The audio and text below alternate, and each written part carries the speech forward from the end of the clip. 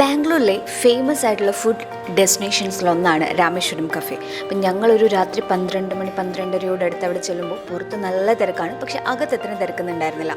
Rameswaram cafe നമ്മൾ എന്ത് കഴിക്കണമെന്ന് ചോദിച്ചാൽ ഞാൻ പറയും ഗീ പൊടി ഇഡ്ഡലിയാണെന്ന്. അമ്മാതിരി ടേസ്റ്റാണ് കേട്ടോ. അപ്പം ഞങ്ങൾ വന്ന് കുറച്ചൊരു ഉഴുന്നടയൊക്കെ കഴിച്ച് ഞങ്ങൾ പിന്നെ പതുക്കെ ഭക്ഷണത്തിലേക്ക് കടന്നു.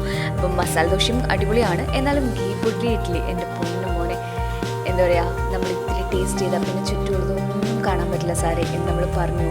അതുപോലെ ടേസ്റ്റ്ഫുൾ ആയിട്ടാണ് കേട്ടോ. നല്ല നെയ്യ് രുചിക്കുന്ന ഗീപ്പൊടി ഇഡ്ഡലി എല്ലാവർക്കും അത് ഇഷ്ടപ്പെടും. എന്തായാലും ഒന്ന് ട്രൈ ചെയ്യണം കേട്ടോ. പിന്നെ ഞങ്ങൾ മസാല ദോശയും ഡിപ്പൊടി ഇഡ്ഡലിയും മേടിച്ചിട്ടുണ്ടായിരുന്നു. മസാല ദോശയും അടിപൊളിയായിരുന്നു, ഡിപ്പൊടി ഇഡ്ഡലിയും എനിക്ക് തോന്നുന്നു ഞാൻ ഇതിന് മുന്നേ കഴിച്ചിട്ടുള്ള ഡിപ്പൊടി ഇഡ്ഡലിനേക്കാളും ഇതിൽ സാമ്പാർ കുറച്ചും കൂടെ ടേസ്റ്റ് ആയിട്ട് എനിക്ക് തോന്നി. ഞങ്ങൾക്ക് എല്ലാവർക്കും ഇഷ്ടപ്പെട്ടു. അതേപോലെ മന്നയ്ക്കും ഇത് ഭയങ്കരമായിട്ട് ഇഷ്ടപ്പെട്ടു. ഞങ്ങളെല്ലാവരും ഭയങ്കര അടിപൊളിയായിട്ട് ആസ്വദിച്ച് മനസ്സും വയറും നിറഞ്ഞിറങ്ങിയ ഒരു റെസ്റ്റോറൻ്റ് ആയിരുന്നു കേട്ടോ രാമേശ്വരം കഫേ.